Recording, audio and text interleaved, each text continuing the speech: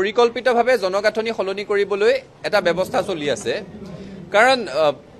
যদি সাউথ সালমাৰাত ভূমি হেৰুৱাইছিলে সাউথ সালমাৰাত ভূমিৰ কাৰণে তেওঁলোকক আবণ্টন দিয়ক যদি বৰপেটাত ভূমি হেৰুৱাইছিলে বৰপেটাত ভূমিৰ আবণ্টন দিয়ক ভূমি হেৰুৱাইছে বৰপেটাত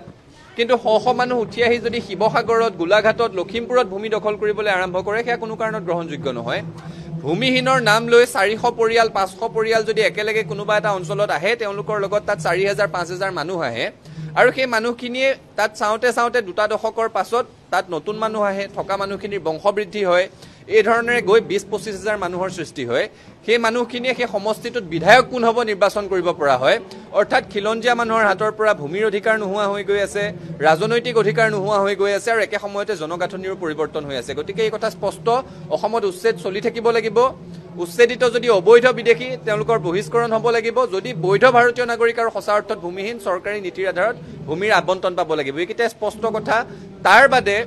মাদানী বিষয়ক কোনোবা প্ৰশ্নৰ উত্তৰ দি মাদানীক বেছি প্ৰাসংগিক কৰাহে হ'ব আৰু মাদানীৰ দৰে ব্যক্তিক অসমত প্ৰাসংগিকতা দিয়াৰ কোনো প্ৰয়োজন নাই সেইকাৰণে সেই উত্তৰটো নিদিয়াই বাঞ্ছনীয়